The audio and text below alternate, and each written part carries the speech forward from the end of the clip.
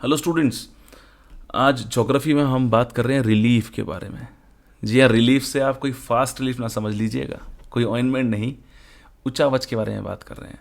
उचावच, देखिए समझने वाली बात यह है कि पृथ्वी पे सारी चीज़ें प्लेन तो नहीं है, ज़मीनी तो नहीं है, कहीं पहाड़ है तो कहीं पठार है, कहीं खाइयाँ हैं, तो उनको अलग अलग कैटेगरीज में रखा गया है।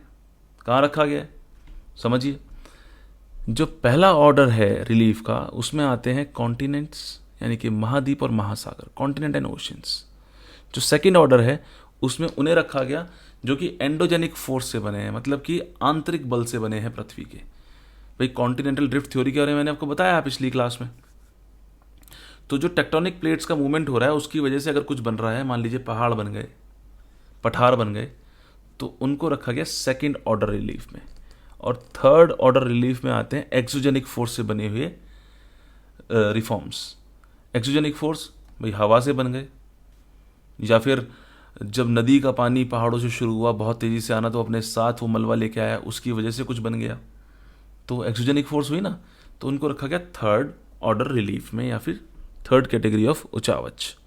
ठीक है, अब इस वीडियो में आगे मैं आपसे बात करूंगा एशिया और अफ्रीका के बारे में कि इन दो महाद्वीपों में इनके हाईएस्ट पॉइंट क्या है, लोवेस्ट पॉइंट क्या है और सबसे लंबी नदी कौन सी है। कुछ इंपॉर्टेंट फैक्ट्स आइए जानते हैं।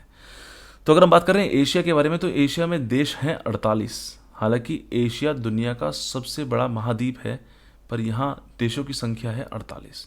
वहीं अफ्रीका में जो देशों की संख्या है वो है 54। पहला फैक्ट। दूसरा, एशिया का जो हाईएस्ट पॉइंट है वो है माउंट एवरेस्ट, जिसकी हाइट है 8848.86 मीटर्स, और ये है तिब्बत बॉर्डर पे, नेपाल तिब्बत बॉर्डर पे। वहीं अगर बात करें लोवेस्ट पॉइंट की, तो लोवेस्ट पॉइंट ऑफ एशिया है इजराइल में, जिसको बोलते हैं डेड सी, और ये सी लेवल से 430 मीटर नीचे है। डेड सी बोलते हैं क्योंकि यहाँ पे कोई लाइफ नहीं है, कोई एक्वाटिक लाइफ नहीं है इसमें। क्यों? क्योंकि ये बहुत सलाइन है, बहुत सैलिनिटी है। कितनी है? 30 to 35%। कौन सी नदी आके इसमें गिरती है? जॉर्डन नदी आकर गिरती है, बाहर नहीं निकलती, इसीलिए तो इतना सलाइन है।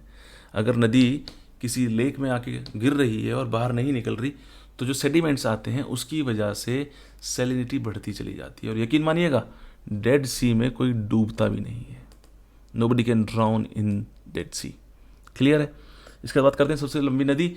तो सबसे लंबी नदी है चाइना में, नाम है यांगत्से, और ये 1/3 पॉपुलेशन ऑफ चाइना इसी के ऊपर डिपेंड करती है पानी के लिए।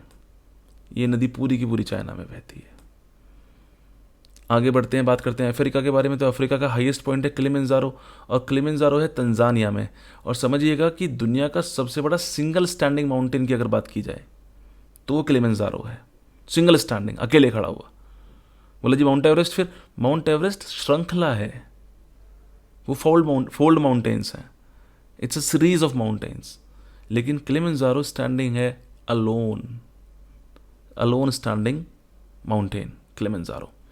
ठीक है, और लोवेस्ट पॉइंट क्या है अफ्रीका का? वो है असाल, जो कि जिबूटी में असाल लेक है।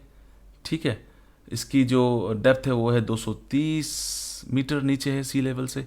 और अगर हम बात करेंगे सबसे लंबी नदी की, जिसको बोला जाता है लाइफ लाइन ऑफ इजिप्ट, वो है नाइल। जी हाँ, नाइल है, जो कि जाकर फिर गिरती है मेडिटेरियन सी में। तो मैं आशा करता हूँ कि ये इन्फॉर्मेशन आपके लिए इन्फॉर्मेटिव होगी। अगर आपको अच्छा लगा तो प्लीज़ हमारे चैनल को लाइक करें, शेयर करें, सब्सक्राइब करें। जय हिंद, जय भारत।